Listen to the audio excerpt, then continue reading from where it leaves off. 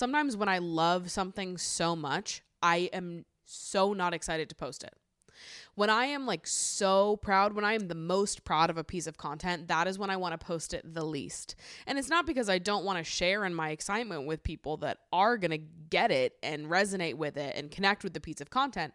It's this fear of it failing in the eyes of the algorithm, and this fear that I'm going to take that personally, even though that goes against my values as a creative. Dude, where are you? Pick up your phone. I'm going to a summer party tonight, and you're obviously invited, so call me back. Okay, love you. Bye.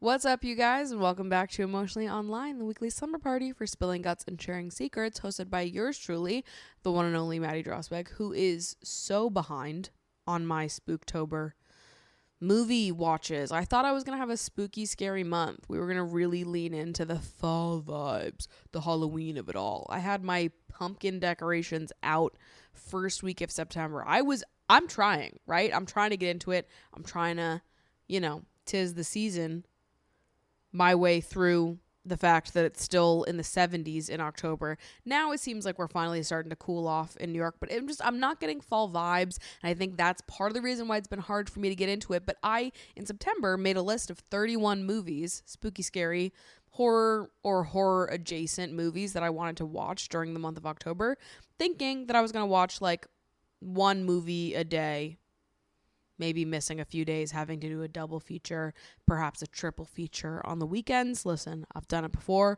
I'll do it again. I love spending a whole entire day just sat watching movie after movie. I figured that I'd be watching one movie a day and then maybe doing a little bit of catch up on the weekend for whatever, weekday movies I wasn't able to watch. It is October 10th, and I have not watched even one scary movie this month. What the fuck? Unless you count Joker 2 as a scary movie, which it kind of was, you guys. Which we'll get there. We cannot be starting this episode by talking about Joker 2 because I have so much to say. But in my head, this was going to be my engagement in the Halloween October festivities. I was just going to watch some movies, and that was going to be my contribution to the season. I did it 2 years ago. Well, sort of. I think I made it like halfway through the month 2 years ago, watching a scary movie every single day. Maybe not even. Half is maybe ambitious. Let's call it a third. I made it a third of the month watching a scary movie every single day. And in my head, that was going to be my contribution this year, but it's going to be hard to catch up at this point. I'm a week and a half behind. But my friends keep asking me what I'm going to dress up as for Halloween, and every single time I feel like an asshole because I'm like nothing. Like, I get that it's the least fun answer, and it's like, oh, okay, great, you're too cool for Halloween. It's really not that. I don't know what it is, though. Maybe I am an asshole. Maybe I am just being an ass. I am too cool for Halloween. Maybe. That's option one. I don't know if that's the truth, though. Option two, well, okay, backstory. Lore time, yeah. The last time I dressed up and went out for Halloween was 2018. I mean, I guess I did dress up as Snooki last year, but it wasn't. I dressed up as Snooki on like October 27th for 2 hours at trivia where nobody else dressed up. It was just me and my friends. So sort of I dressed up last year, but not really. Yeah. The last time I did Halloween was 2018, I want to say 2018 or 2019. I think it was 2018 though. And back then I wanted to dress up as something scary. I adopted the belief that if it's not scary, if you're not doing horror for Halloween, it's a bad costume. And honestly, I'll be so real. I kind of still do think that. I think you should just make everything dead. I think that's like the slay choice. Like if you want to be the coolest person, your costume has to be dead. Whatever you're dressing up as, just make it dead. I don't know that I love all of my costume choices of the past. I was sexy Pennywise in college in 2017. And sometimes I think about that one and I'm like 8 down. And then other times I think about that and I'm like, what? What do you mean? Sexy Pennywise. I think the dead costumes, scary costumes, are more interesting by default. And I was very interested in special effects makeup when I was in college. Anyways, I'm telling you this because it's important to the story for why my last Halloween was my last Halloween. So this was either 2018 or 2019. The Wombats, my favorite band, were playing at Terminal 5 in New York the Halloween weekend. And I dressed up for the concert as a dead cheerleader, and I did special effects makeup to make it look like my neck was split open. So excited, got my outfit on, spent hours on my makeup, made my way from Flatbush, where I lived at the time, all the way to Terminal 5, which is on 57th and 8th or something crazy like that. It's far from where I lived in Flatbush, okay? Traveled all the way there, me and my roommate at the time. So we make the trip from Flatbush to Terminal 5. We are crossing the street in the crosswalk to get to Terminal 5, and a car hits us. It's not funny. We get hit by a car when crossing the street. We had the walk sign. We were in the crosswalk. This car was coming from the opposite direction. They didn't run a red. They also had a green, but they were turning. So obviously, when you turn, you have to yield to the pedestrians that also have the walk sign. This person did not yield to us. They just straight up fucking hit us. So I'm talking up on the windshield, hit us. Up, pushed back. I was hit by the front of the car, and my roommate was hit by the side. So I got slammed back, and the back of my head hit the pavement. And obviously when something that happens to you, you're in shock for the first couple seconds, and then you react however you're going to react. As you can imagine, to the other people that were on the street during this incident, they were very concerned for me, because from an outsider's view, they look over after hearing the commotion. They see two people have been hit by a car, and they see one of them that appears to be profusely bleeding from the neck. It's not funny. It's just fucked up, because I am fully in gore makeup. Hit by a car. People are looking over oh my God. The amount of people I had to reassure that night that I was fine and that it was makeup. Not that I was fine. My head slammed against the pavement. I needed to go to the hospital and make sure I wasn't concussed. But my neck wasn't slit open. I wasn't bleeding to death. That wasn't a problem that was on the table. It was just oh my God, the amount of comforting of other people I did after being hit by a car simply because I was in gore makeup. I imagine it was traumatic for everybody. Simply because that's what I was wearing. So I think it also probably helped that when faced with conflict and danger, I am the type of person who is I immediately go into protection mode for other people. And so I feel my concern right when I got hit by the car was, once I got my bearings and realized what happened, my objective was to get my roommate to the sidewalk. It was it's better for me to focus on how I can help and be purposeful to be of use. So I immediately stand up and start, trying to solve or mediate whatever situation this is. People had to tell me to sit down and chill because I was moving about like mad. But also they think I'm bleeding out. So there was a lot going on that day. And I was pissed because I had to miss the Wombats concert. And you know what's extra crazy is that the person that hit us, they obviously they stopped, and which thank God, because if they didn't, I wouldn't be here to tell this tale because my head would have been ran over. But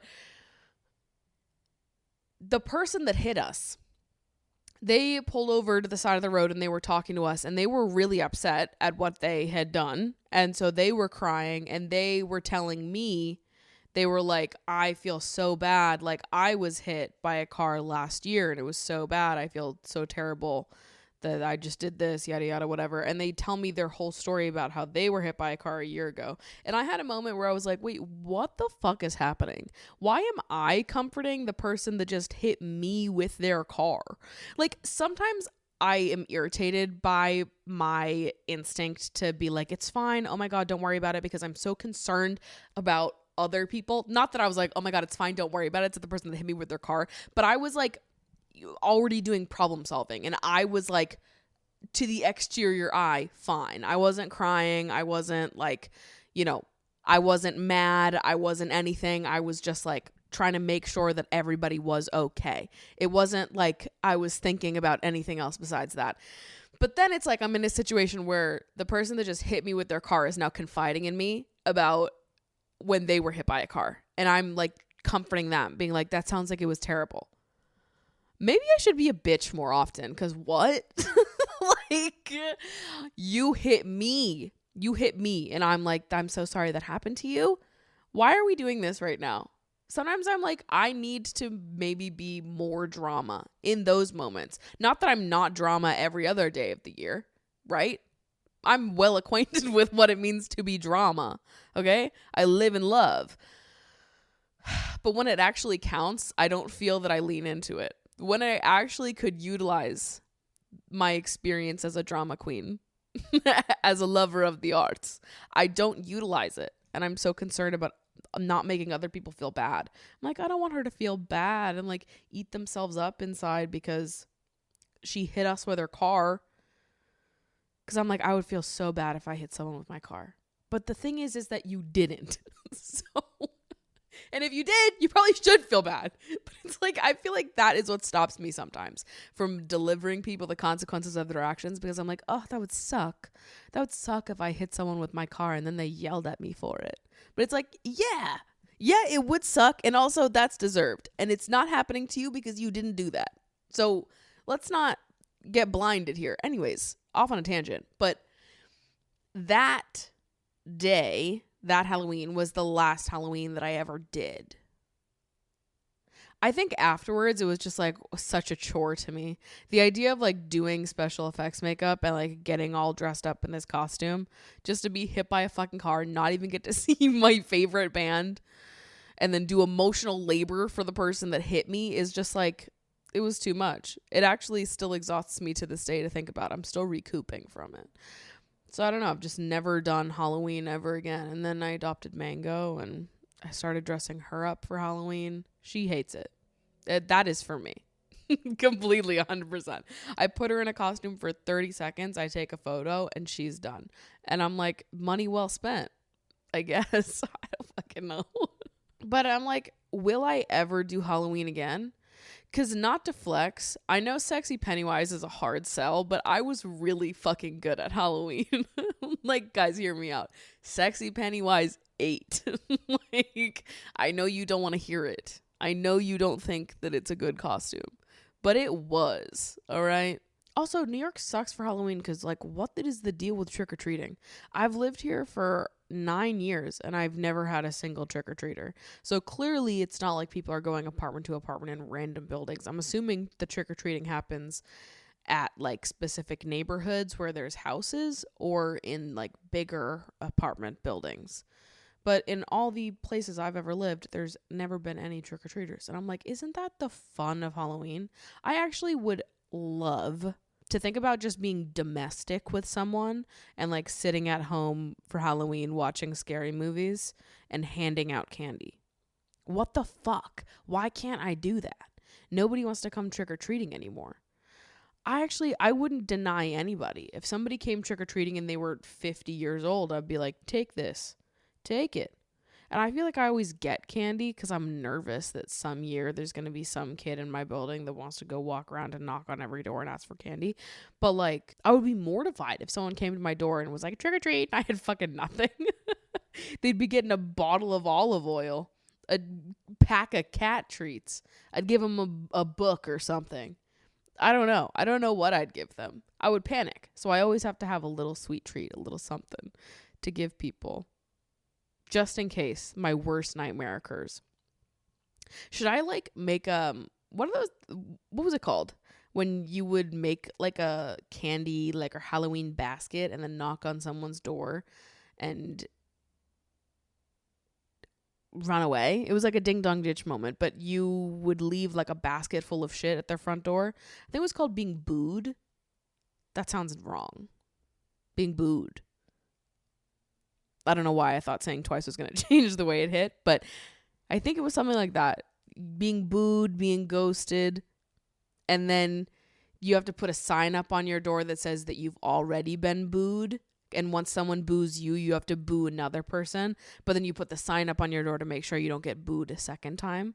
So that way everyone in the neighborhood can get booed. Maybe I should do that in my building. I'll start it. I'll start booing people. But then it's like if somebody just stops doing it, if nobody continues the chain, then it's like, who the fuck is this person giving me shit I don't want? Where's the fun of Halloween, guys?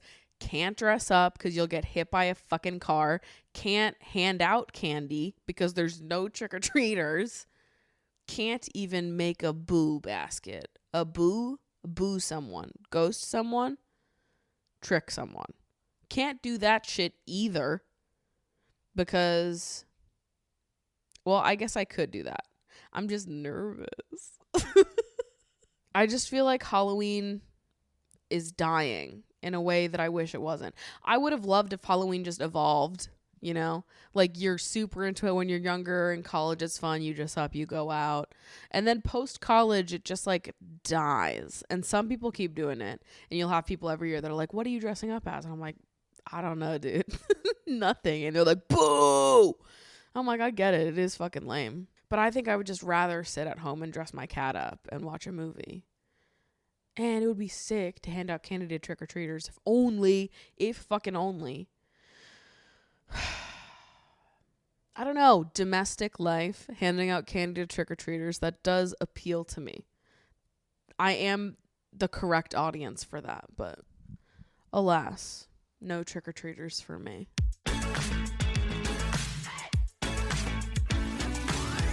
So I went and saw Joker. And I have things to say. But let me start by reminding you what I said 2 weeks ago. 2 weeks ago, before seeing the movie, I came on this podcast and said that no matter what, if it was the shittiest movie on the face of the planet, it was still going to be a minimum 4 stars because Lady Gaga is in it. And anything that Lady Gaga touches turns to gold in my eyes. And she just can do no wrong. Lady Gaga's in it. It's good by default. And it's something that I still stand by. However, something I didn't take into account was that I am a data girl. A data girl, okay? Proud. Loud and proud. Math lover when it comes to data and nothing else. But I didn't realize how much was going to piss me off that giving Joker a 4, because initially when I got out of the movie, I gave it a 4 because that was the promise that I made. And it is something that I believe. But seeing that my like joke score was fucking up the data of my like year rankings, because then if it was 4, if I was going to give it a 4, it was going to be like in the top 15 movies I watched this year, which is absolutely not true.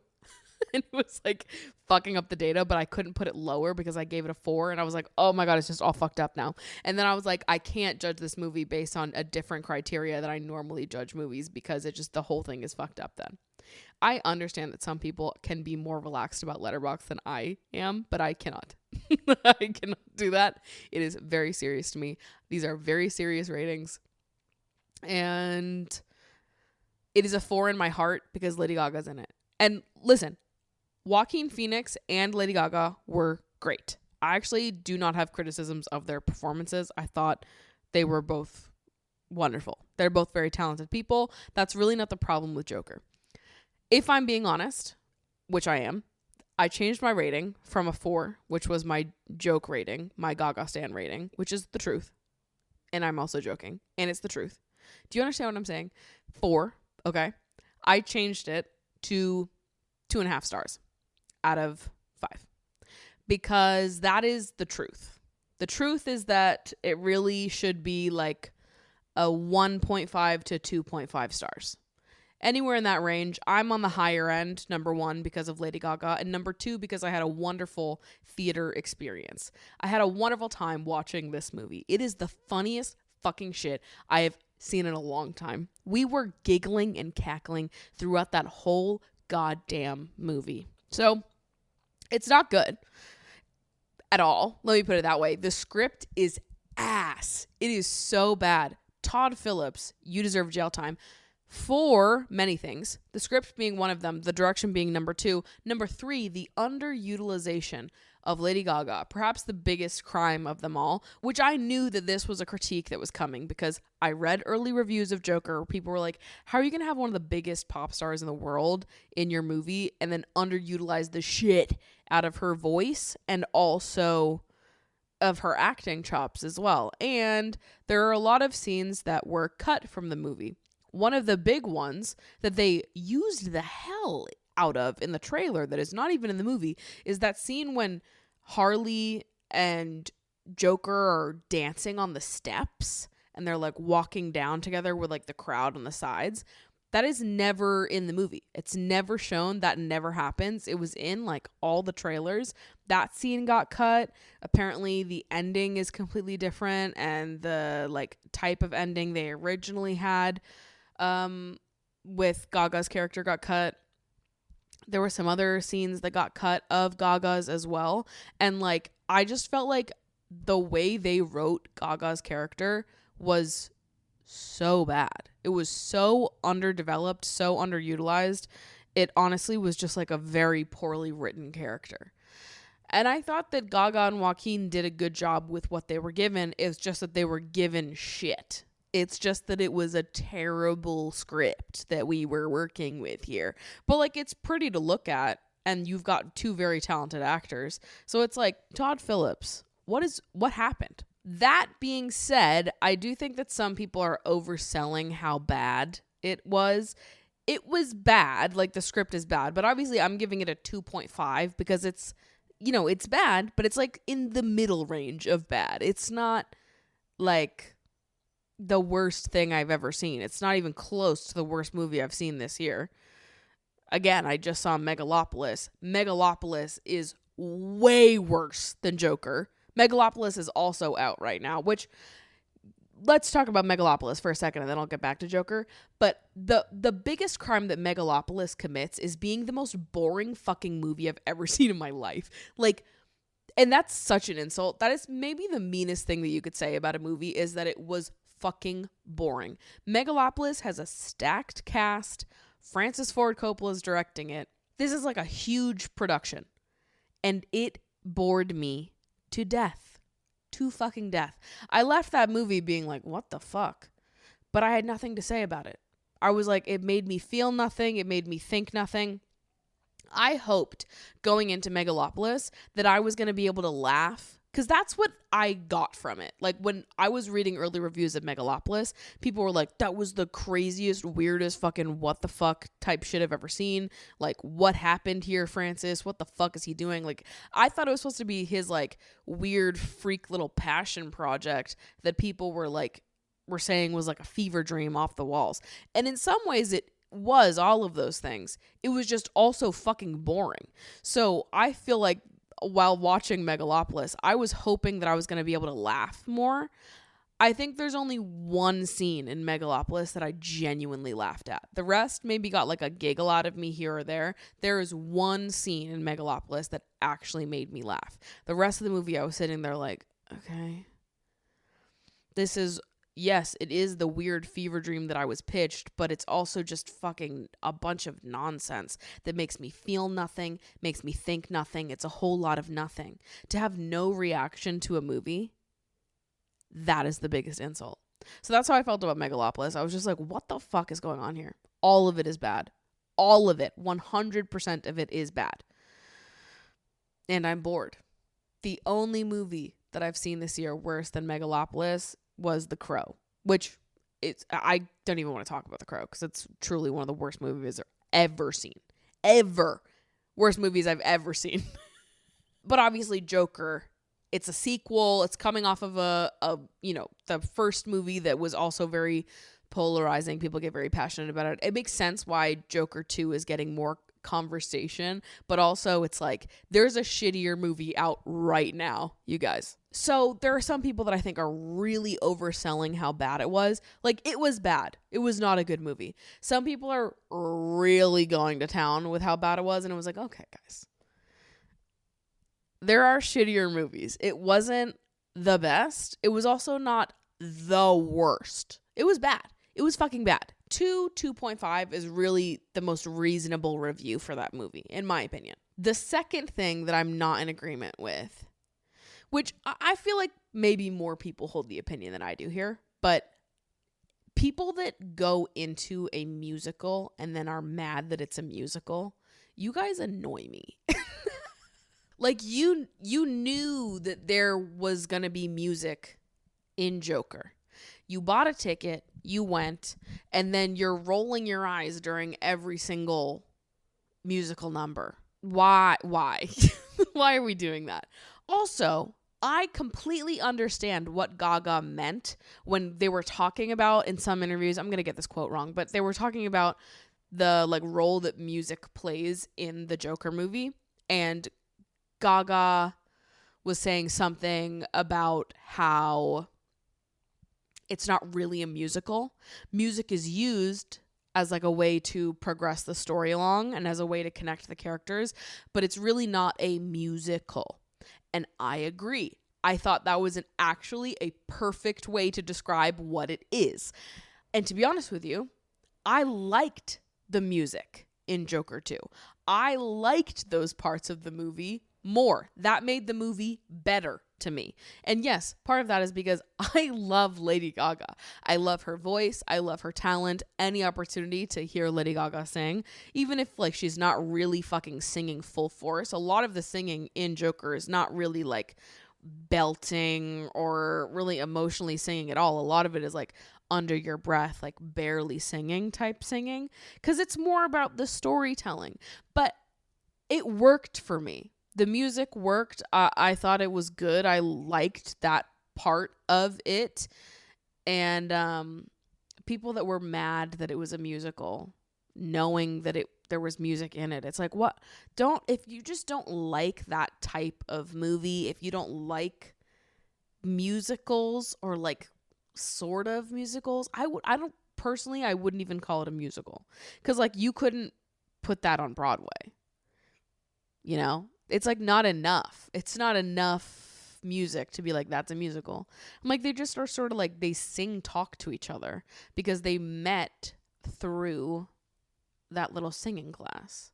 It's the drama of it all. Just let them be theater kids. Like I that part I wasn't mad about at all. And genuinely, I did think the music made what large piece of shit we were working with there a little bit better. To me, the music enhanced it, not made it worse. It was bad as it was. The music made it a little bit better. But it's just like a bad take, in my opinion. If you're going to hate a movie, hate it for like real reasons, not because it's a musical. It's like hating a horror movie because it scared you. Like, yeah, you went to go see a horror movie. That is what happens in a horror movie. You get scared.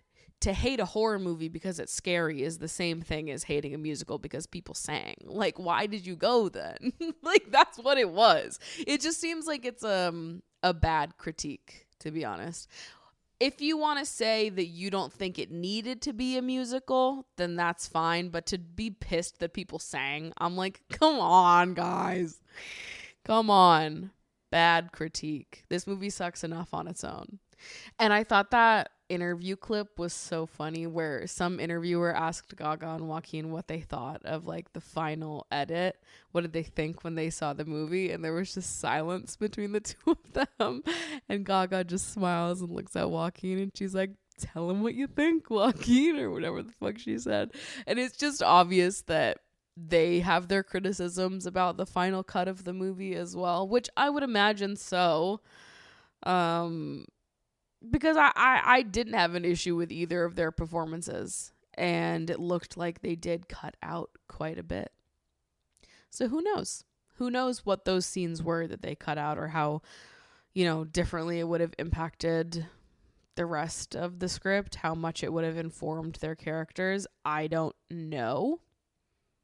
I don't think it probably would have done that much. I think the script was just bad. It's bad. It was so funny though. Like, I was giggling and fucking cackling. There is one scene in the movie. They're in like a courtroom and Joaquin Phoenix does this voice that is unbelievably funny to me. The movie ended. He's like questioning Mr. Puddles on the stand. And he's like, the second he starts questioning him, he's like, Mr. Puddles, what are we gonna do here today? You understand? Mr. Puddles, can I ask you a question? I was like losing my mind laughing. The second the movie ended, I was like, Mr. Puddles. Now I can't stop fucking saying it. Every 30 seconds, I'm like, Mr. Puddles.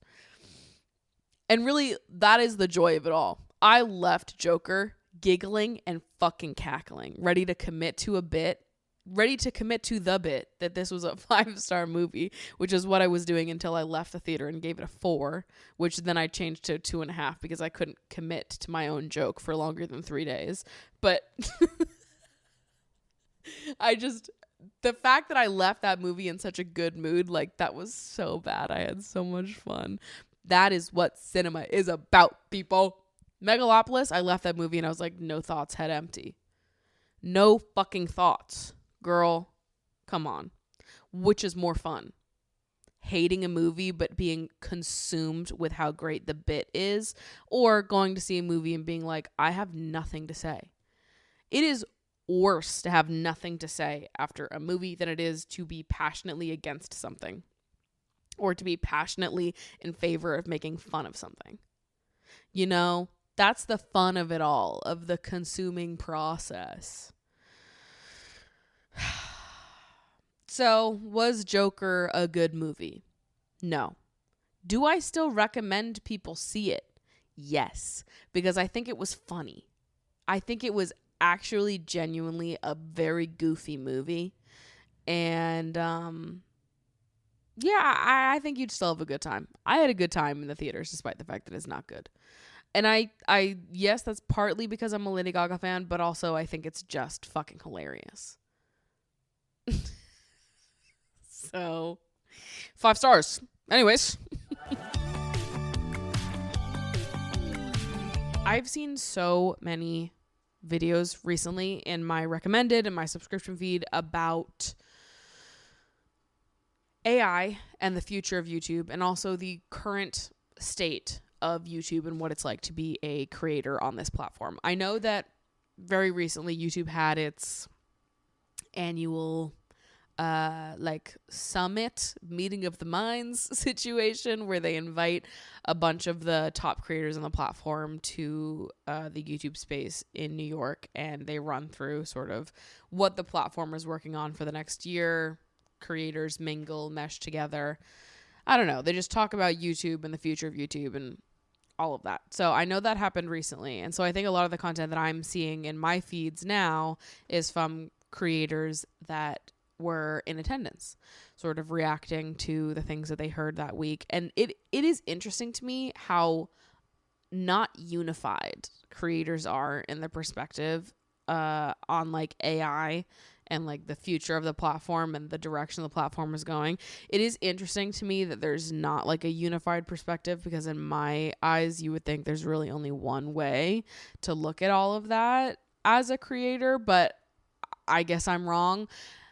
And I guess that makes sense that I'm wrong, because obviously you have creators who create for totally different reasons than the reasons that I create. Obviously, someone like me and someone like fucking Mr. Beast have damn near nothing in common, despite having the same job title. But I think from watching Drew Gooden's video on AI a few months ago, which was really fantastic, to watching some of the content that's come out this week from a variety of creators. I watched the Tommy Innit video a few days ago. I watched the video that Colin and Samir put out about it. And obviously there's been a ton of other AI discussion happening on the platform for months now outside of the stuff that has popped up in the last week. But the first video that had me thinking was the video that Tommy Innit posted earlier this week, or last week, I want to say, called YouTube's Changed. And a lot of what he was talking about in his video is the emphasis that YouTube puts on views and the push for views and popularity to be like the most valuable metric to creators, and like what a detriment pushing that is to creative people, which I completely agree with. Obviously, making videos, views are always going to be at least moderately important, right? You want people to watch the things that you're creating. That's fair. But I think it's a slippery slope because it is also something where what you have is never enough. You get 10K, then you want 50K. You get 50K, you want 100K. You get 100K, you want, so on and so forth. And then when you are in a groove and maybe all of your videos are getting, let's say something crazy, all of your videos are getting 2 million views a pop, and then you have one video only get 600,000 views, then you're pissed and you're like, I'm tanking, I'm failing. My videos usually get 2 million. Now they're only getting 600,000. And that 600,000 can feel terrible. It can feel small, even though it's like, bro, that's fucking 600,000. And I think that happens across the board at lots of different viewpoint stages, or I don't know, like levels of known on the internet. Like, yes, you want people to watch your videos, but what number is enough? And at what point are we just sort of killing ourselves in pursuit of popularity? Which is honestly a little ironic because I think that a lot of people on YouTube, or maybe I'm just speaking for myself, but I feel like YouTube for a lot of people is like sort of home of the misfits. It's people that were not cool enough in their real lives, so they went to the internet and found their own communities. And maybe that's me speaking for myself, or me speaking for a more dated version of YouTube. That's how YouTube was when I joined. Maybe YouTube's not like that anymore, and I just need to sort of get with the times here a little bit. But there's some part of it that's funny to me, seeing YouTube become like so popularity driven, when I think that this community, this space, YouTube, was often a home for people that weren't popular. And now the people that weren't popular are competing to be popular among themselves. It's just like, really? That's what we're going to do? I don't know. And it is interesting how it's like nothing is ever enough. No number is enough to feel proud of, to feel accomplished by.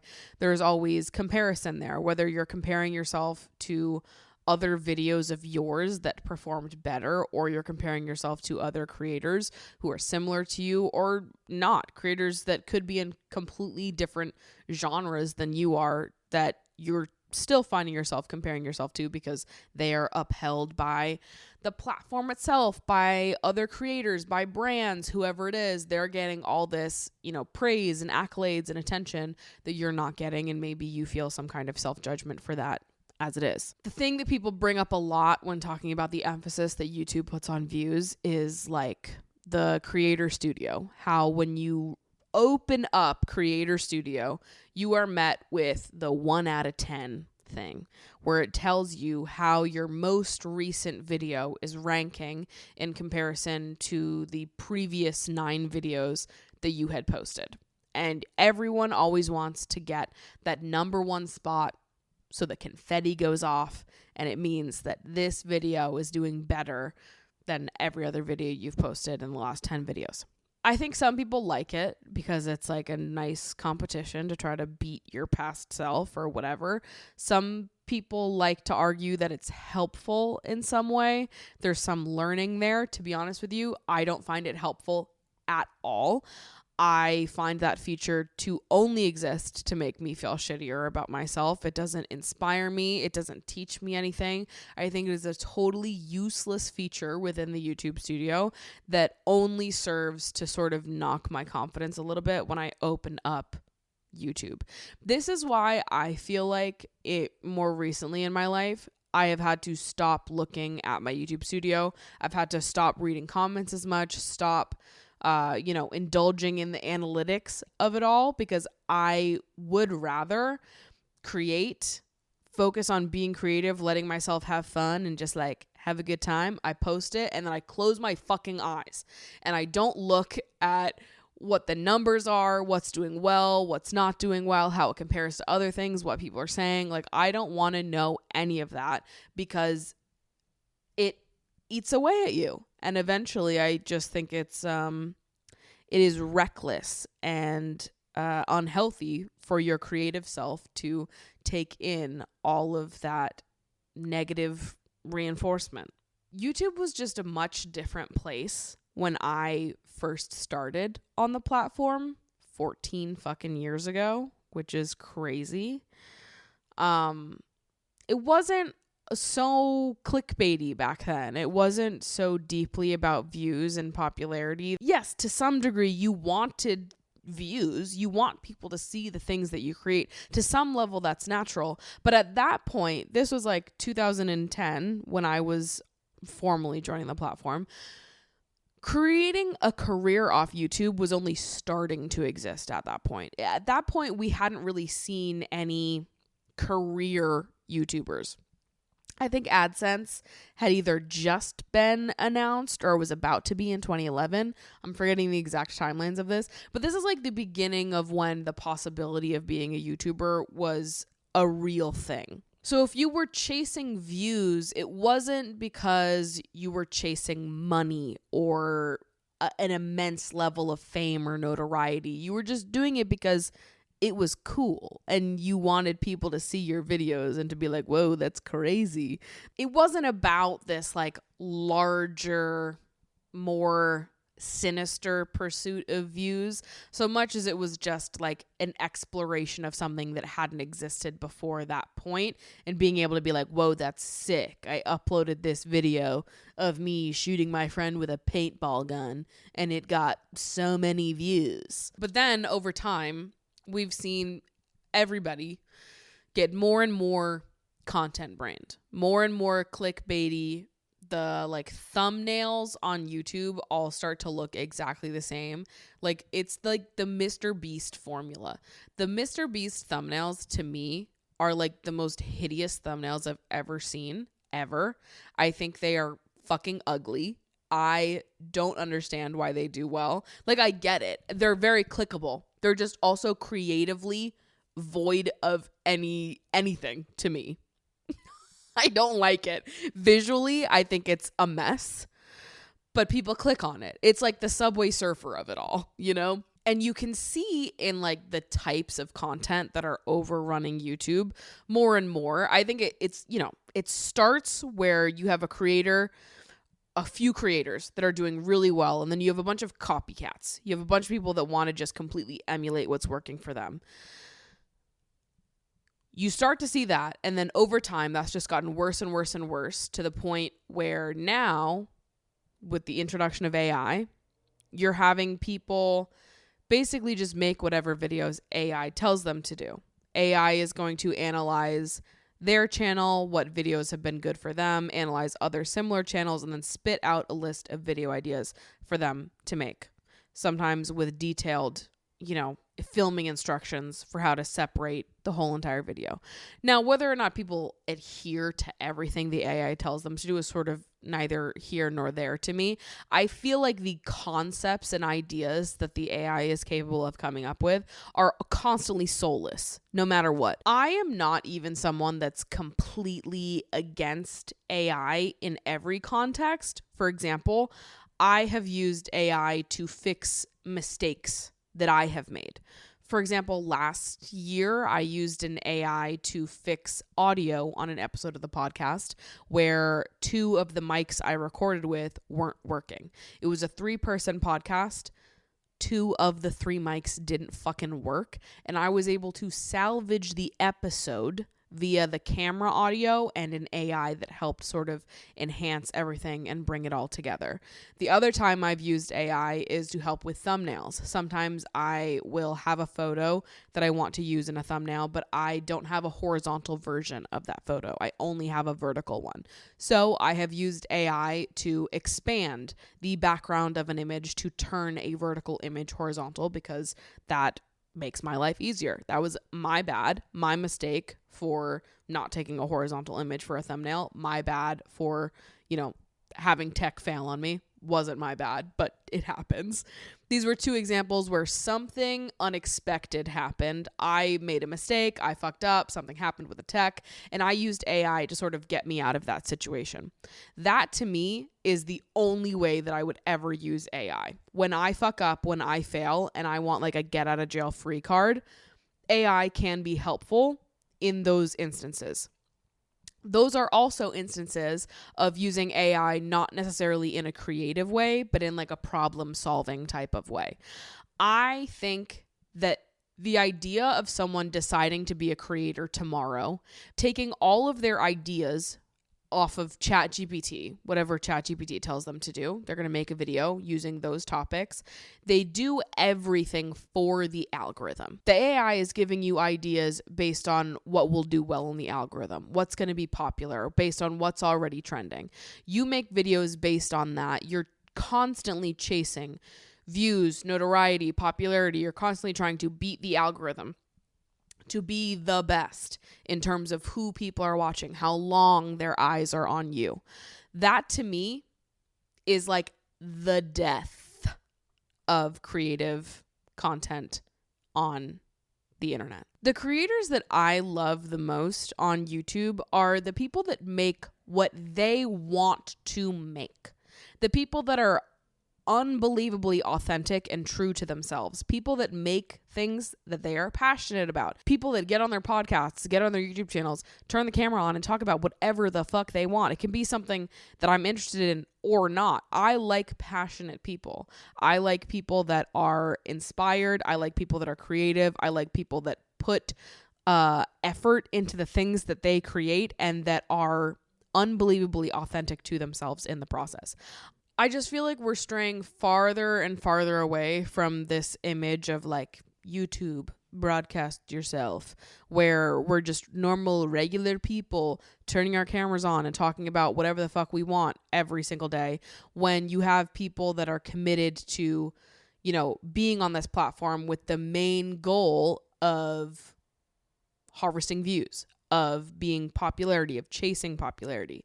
When the meat and juice, the juice and potatoes, whatever the fuck that saying is, of being on this platform is like the authenticity of it all, the access to these people. That is what makes YouTube so different than mainstream media, is that it is so much more intimate. It is so much more vulnerable. It is so much more, there's a kind of closeness there where you're witnessing people have very real, unscripted conversations. You're witnessing people get to be super passionate about something that they love, one of their niche interests. They just get on camera and they ramble for an hour. You get to listen to them talk about it. You can look up anything on earth and you can find someone on YouTube that is passionate about that thing.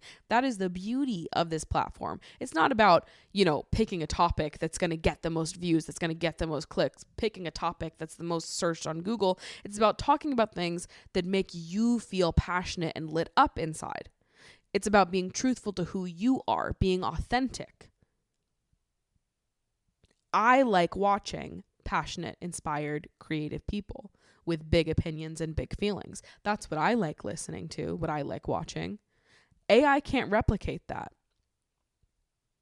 But does it matter that AI can't replicate that if people want more often the fucking brain dead, soulless subway surfer bullshit?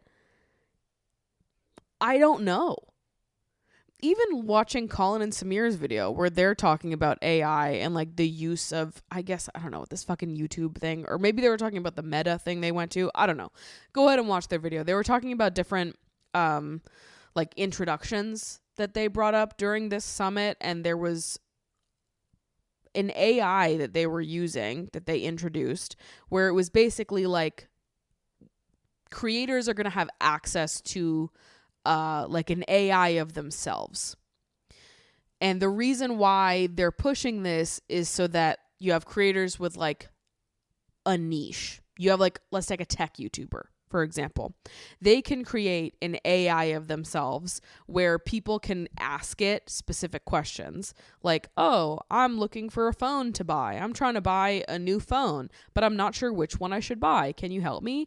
And then you will see like a YouTube video in response, taking all of the information this tech YouTuber has said in the past, and now you have a YouTube video of your answer that looks like it was made by the YouTuber, but it's not. It's an AI that's just taking the information from their previous videos, or I don't know, whatever other information they're going to feed the AI. I don't know if it's just of their YouTube videos or if it's also like Google results as well. I don't fucking know. But it's just this idea of being able to have a creator AI, a version of yourself that looks and behaves exactly like you, but isn't you.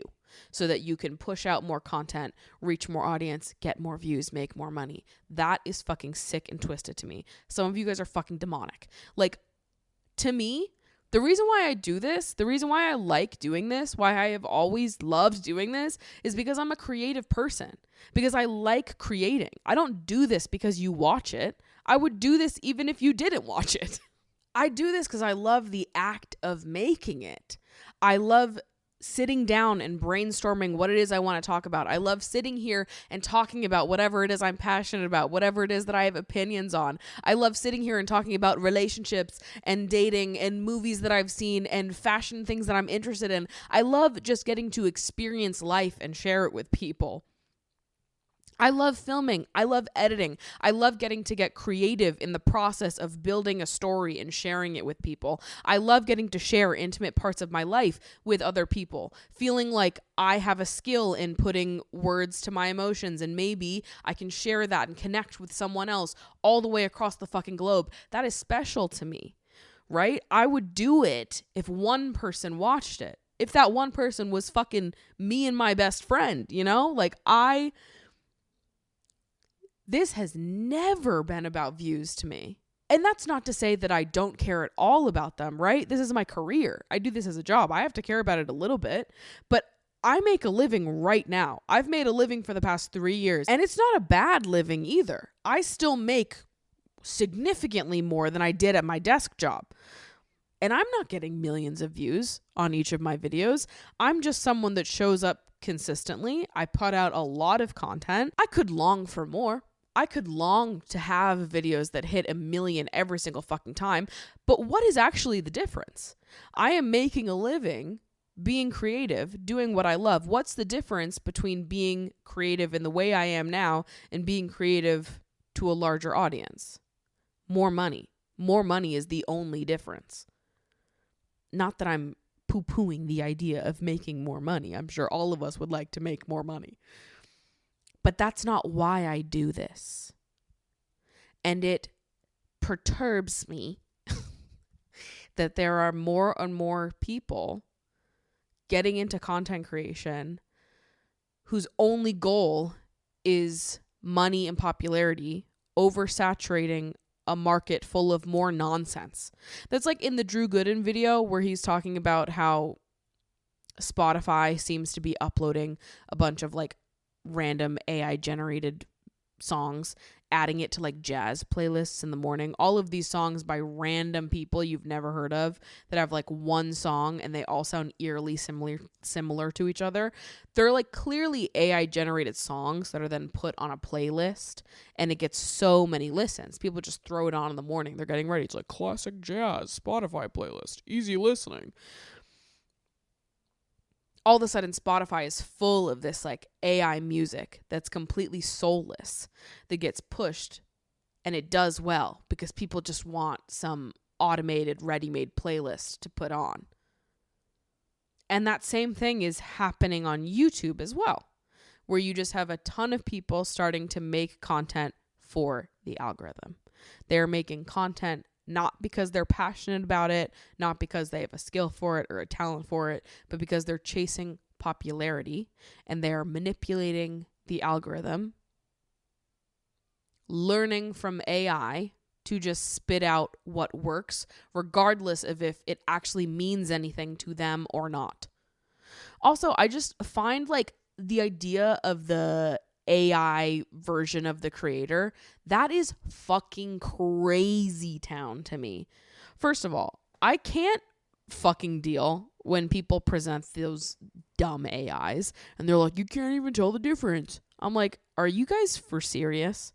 You've got to be like dumb as rocks to not be able to spot an AI, in my opinion. Maybe I'm particularly irritated about it this week because I'm still mad about this. I've been trying to get a new round of merch off the ground for you guys. I have so many ideas. I am not a designer though. I need to pass off my ideas, my concepts to somebody that is capable in the graphic design world. Okay. I thought I had found people to do that with, to work with me on that. I thought we were making moves there. We talked on the phone like a month ago. I gave them a list of written direction and a board of visual inspiration as well to give them like a gist of what I wanted to go for. But ultimately, I want the designers, the creatives that I partner with on stuff like this to really just like have fun and put their own spin on it. Like, this is what I'm thinking. This is my concept. But like, ultimately, you're the artist and I'm trusting you to sort of take my concept and run with it and make it amazing. A month passes and on Friday of last week, I get an email of like a pitch deck of the designs coming back. And I'm so excited. I've waited a month to see these pitches. And I open up the email and it is full of AI generated designs. And I took one look at it and I was like, this feels insulting to me. It feels insulting and disrespectful. And like, to me, I looked at it and was like, do you think I'm dumb? I feel like you're calling me dumb. Like, you sent me a deck full of AI art. This shit had nothing to do with my direction. It actually blatantly went against a lot of my direction. There was no visual similarities to the board of references that I sent over. It was a bunch of complete and utter fucking nonsense that had no relation to anything that I sent over. And it was hideous. It was fucking ugly. So that's two crimes in one. Number one, you think I'm too dumb to be able to spot AI art when it's put in front of my face. And number two, you think that I lack the style and fucking swag to point out when something is fucking hideous. You've got me fucked up because I am neither of those things. Not only would I need to be fucking brain dead to not know that it was AI, but I would also need to be complete and utterly tasteless. Tasteless, mama. So I think I'm particularly frustrated about that this week because here I was thinking that we were making progress. I had found people to partner with, and little did I know they were just going to send me some fucking AI generated bullshit. I hate it here. I hate it here. I hate it here. I hate it here. It's unbelievable to me how people will so easily throw away like their own artistic integrity in pursuit of ease and money. To me, there is nothing more important than my integrity as a creative person. I say no to so many things. I send rejections to so many people. I turn down so many opportunities out of respect for my creative self. And that's what most of us that give a shit about whatever we do for work do.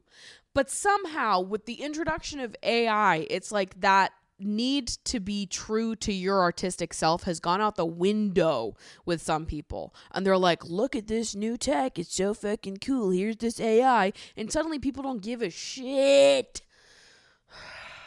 about their own artistic integrity anymore. They just care about using this thing to their advantage to get more views, more popularity, more money, to make things easier. You can make more money by doing less, so why do more? That is fucking dumb.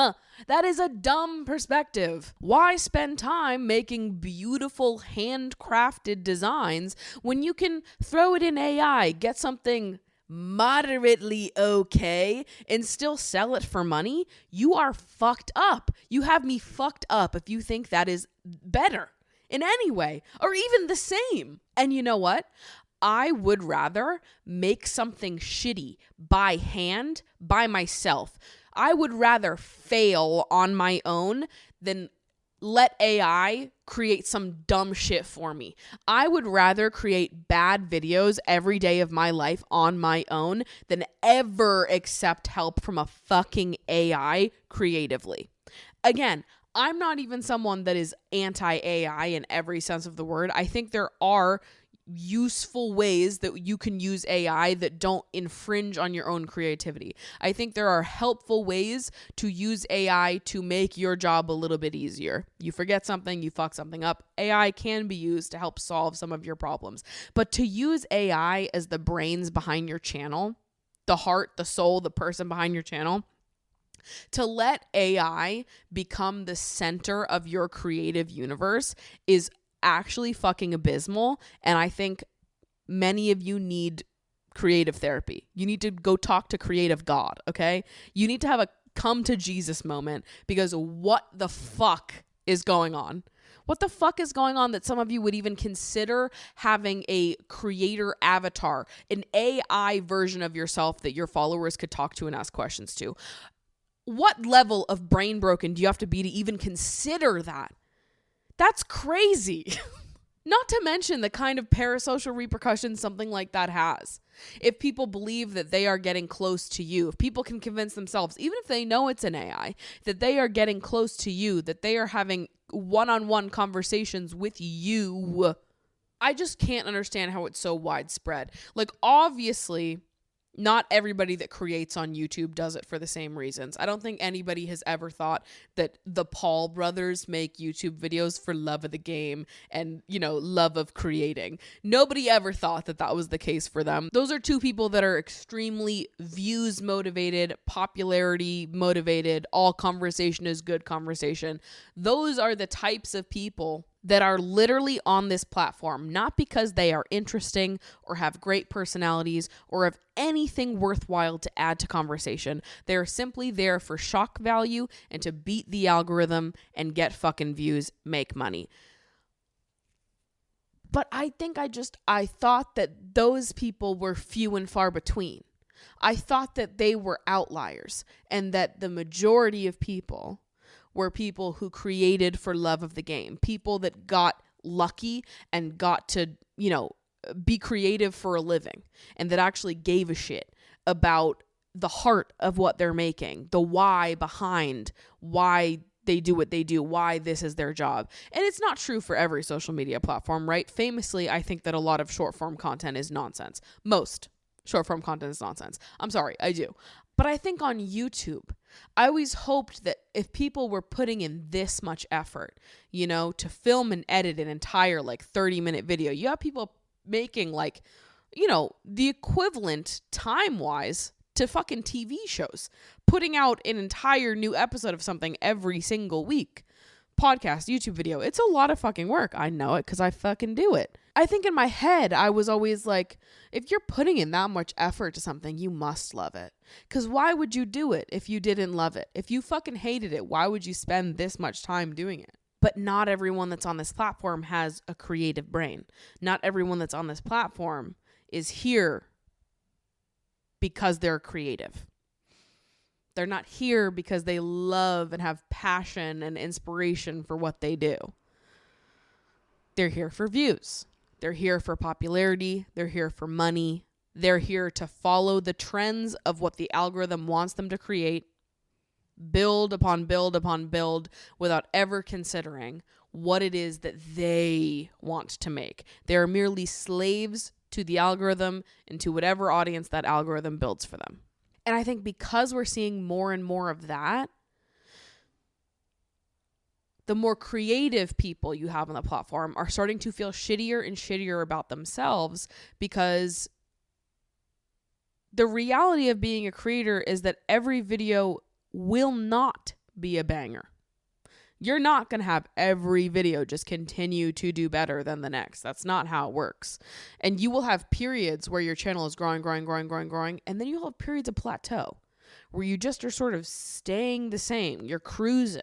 Maybe it's less than you once had, but you're chilling.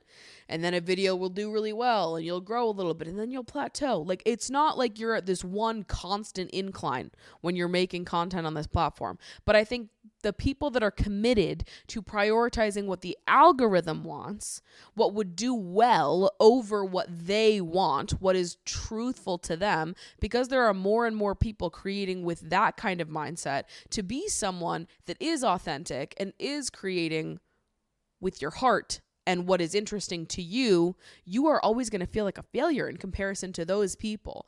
But really, you are the fucking winner, baby. And that's what I need to tell people. Because I think that if you want to be a creator, if you are a creator, to prioritize views as a metric for success, in my opinion, is a complete and utter fucking mistake. You could have 10 viewers, but if those 10 viewers all love your videos so much and have felt so moved and like seen by the things that you create, that they go off and they have conversations, that their lives are improved in some way because of the things that you made, that is more than most people will get to say. The amount of people watching your videos is not what matters. It is the quality of connection between you and the people that do watch your videos that matters. Is the stuff that you create resonating with people? Does it mean something to them? Are they leaving your content feeling inspired, having things to say in response?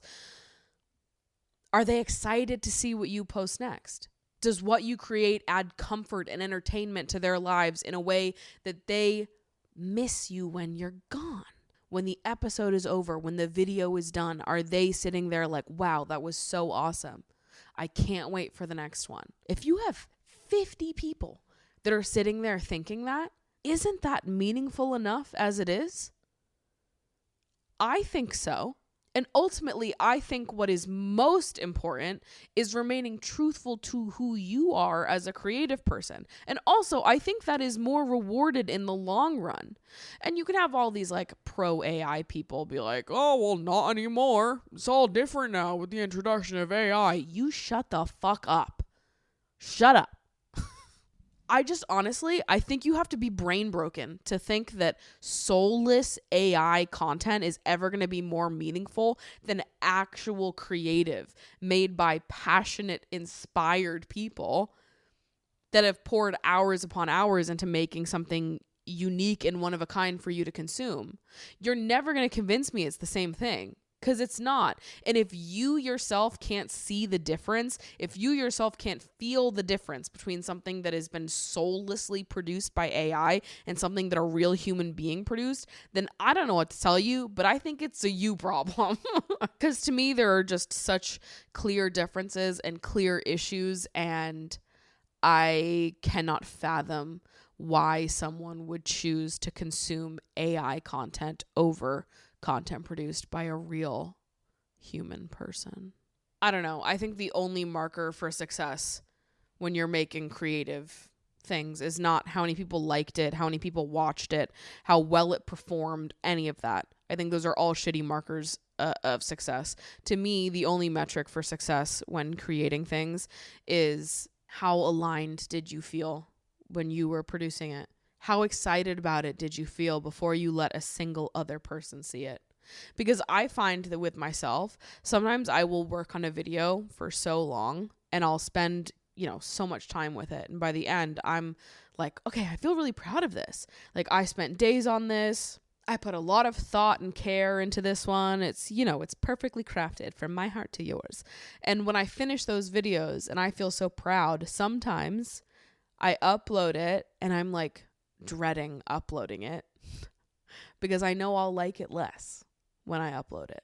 And sometimes a video that I loved before posting it can become a video that I really don't like after sharing it, when nothing has changed about the video itself, but I now have access to a bunch of different opinions and a bunch of analytics that maybe don't reflect the same amount of enthusiasm that I had for what I created. And I have, over the years, watched this happen to me at multiple points. And sometimes I do dread uploading. Sometimes when I love something so much, I am so not excited to post it. When I am like so proud, when I am the most proud of a piece of content, that is when I want to post it the least. And it's not because I don't want to share in my excitement with people that are going to get it and resonate with it and connect with the piece of content. It's this fear of it failing in the eyes of the algorithm, and this fear that I'm going to take that personally, even though that goes against my values as a creative. But you literally can't open your YouTube studio without being bombarded with like green arrows up or red arrows down, and learning how well this video performed in comparison to all of your others. And it's like, I am not trying to optimize. I'm just trying to be creative, to enjoy my creative process, my creative life. And that's why I feel like I am becoming more and more resistant to existing inside the YouTube studio, where it's like green arrows up and red arrows down all over the place, just constantly comparing you to your previous self, and reminding you, what is good and what isn't in the eyes of the algorithm. Whether or not that is actually true is a completely different thing. Yeah, sometimes you put out a shitty fucking video and that's why it tanks. But that's not the only reason why a video tanks. Or not even tanks, why it doesn't perform to your expectation. There are so many great YouTube videos on this platform that have like a fraction of the views that some of the shittiest videos on this platform have. Like, views are not a good metric for tracking how successful or how fantastic a piece of content is. And anyways, I just have an issue with like the more robotic approach to creation, where like views and popularity is the most important metric, and manipulating the algorithm to figure out better ways to achieve higher views is like the most important, and the heart is just getting slowly stripped away with AI making it easier and easier for people to, I don't know, just get the views, get that popularity metric, and then be like, and I'm done for the day and I succeeded. But did you? Because I think there are smaller creators on this platform that are light years more accomplished and more successful than some of the biggest creators on this platform. And listen, I liked the Tommy Innit video. I don't know a lot about him otherwise. I know he did like Minecraft videos, but I don't think I've watched a single other Tommy Innit piece of content out of this video. But I will say, I will call out here that in the Tommy Innit video, towards the end of the video, he starts listing off like some of the best creators on the platform. He says, these are the best creators on YouTube. And he starts listing them out as examples. And every single creator that he listed off was a man. Don't think I didn't notice that, because I liked the video. I was in it for the whole video. I was like, yeah, awesome. Yeah, I'm nodding my head along. I'm agreeing. And then we get to the end of the video where it's like, we're getting to the thesis statement of it all. There's so many amazing creators on this platform, the best creators on this platform. We list out like 15 names and not one of them is a woman. I was like, damn. Are we gonna have to do a deep dive into sexism within the content creation sphere? Because I think there's a lot to be said there as well. But I was like, God damn it. I was agreeing with everything you said, and then it was like, no women. Small thing. It was a great video, but it is hard not to notice that as a female content creator watching a video where someone's making a point that I really agree with, and then they list out all the best creators on the platform and they don't name a single woman when there are so many women So many super fucking creative, incredible women that have changed the game on this platform, that are making really profound, some of the most compelling and also technically impressive storytelling that the platform has ever seen. You know, I can make a list of like 200 women content creators that make better videos than Mr. Beast. 200 women on YouTube that I think are more successful than Mr. Beast at what they do. That's not to say that Mr. Beast isn't good at what he does. Clearly, he knows what he's doing. I'm not his demographic, but the point there is just to say that the most awarded people on this platform, the people with the highest amount of views, with the highest amount of attention, doesn't mean that they are the most successful, the most talented, the most skillful people on this platform. And I know for damn sure that if we're making any list on the best creatives on YouTube, the best content that you can find on YouTube, there are so many fucking women on that list. If we're making lists, which I'm really not in the business of making lists in that regard, because I think everybody's content is different. It's sort of hard to compare everyone to each other. And also comparison is a thief of joy and we don't need to do it. But if we were gonna, my list is full of women. I'll have you know.